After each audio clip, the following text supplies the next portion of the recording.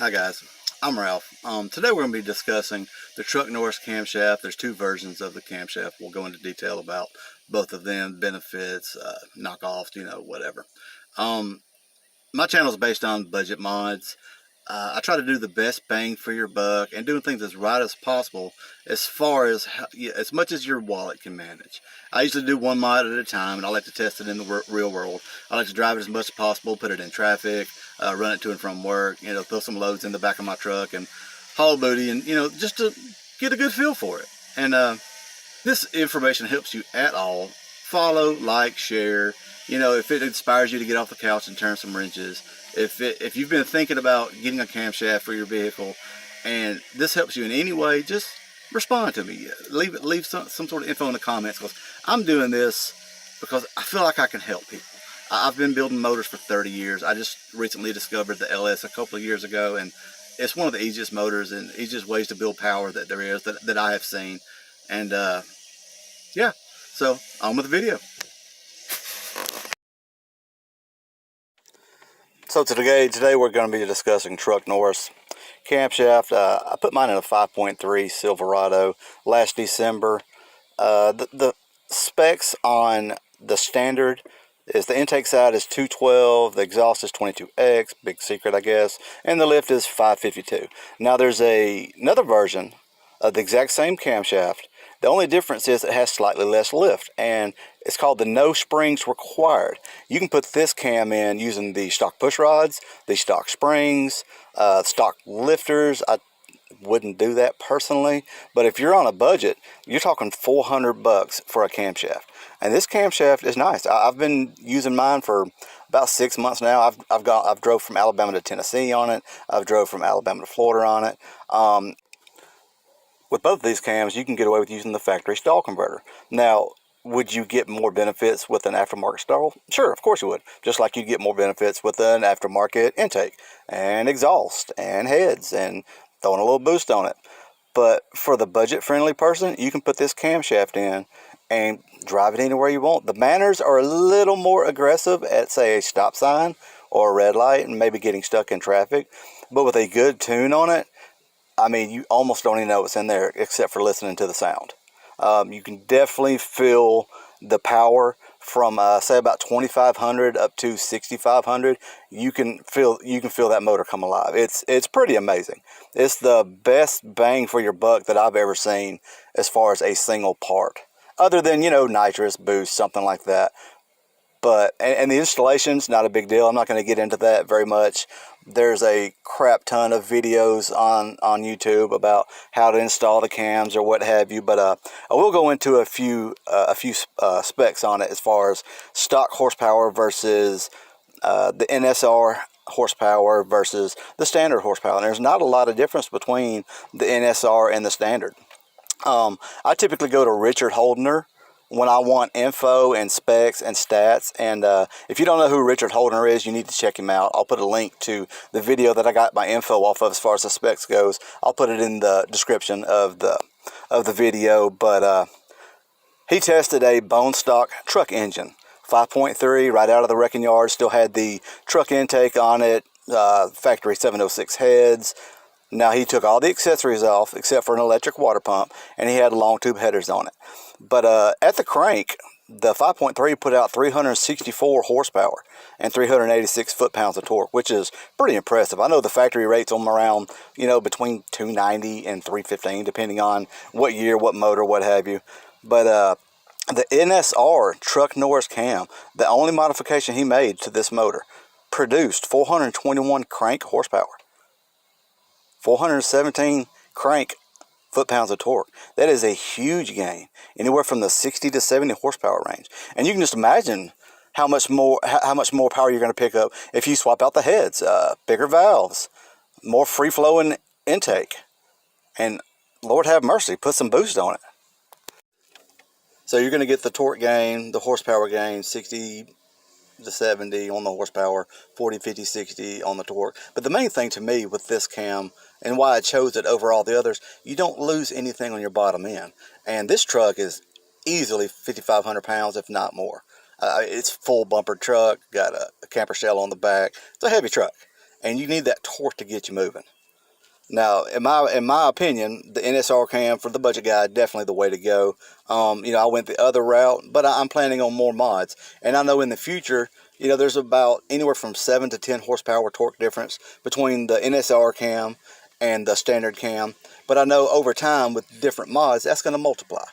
That may, I am going to. I've got a set of heads that's already ready to go on it. I'll be testing that next. But as you start building your motor and building up and start bringing the power up, more mods are going to take advantage of the extra airflow and the extra fuel flow that your cam is providing for you.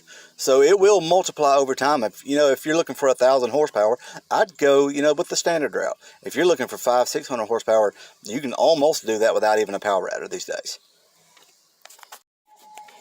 So for you guys who are planning on or even thinking about the Truck Norris cam, like I said, I'll leave a link to Richard's video. He's got several videos on the Truck Norris.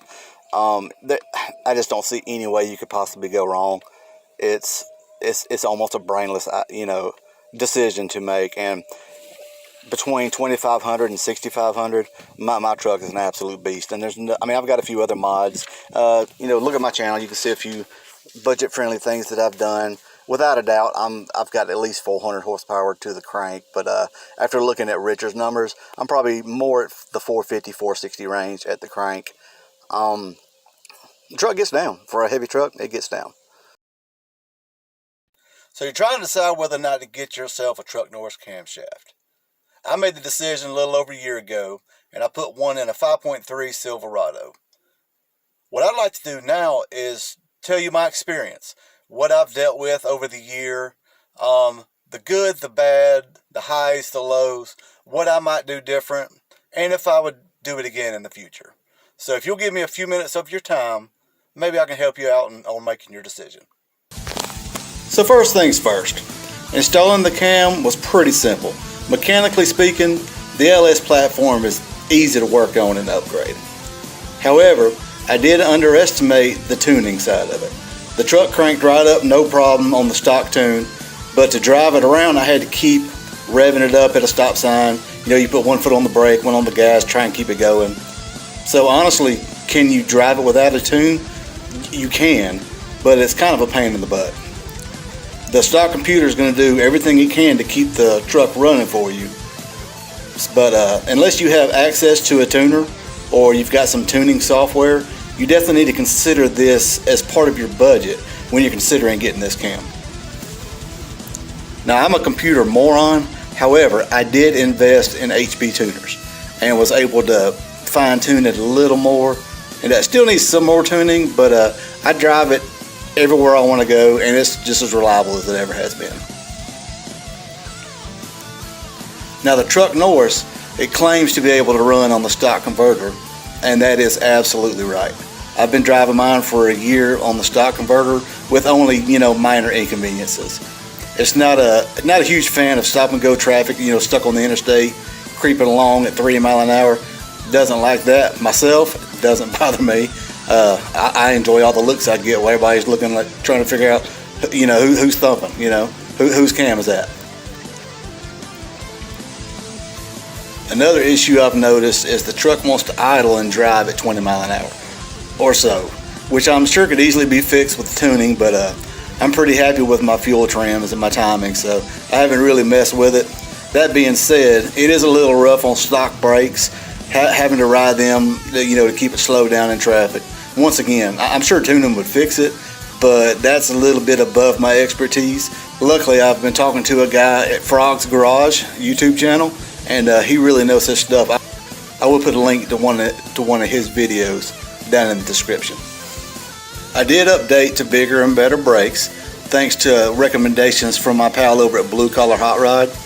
I went with the Power Stop Z36, and I couldn't be happy with them. The brakes are great.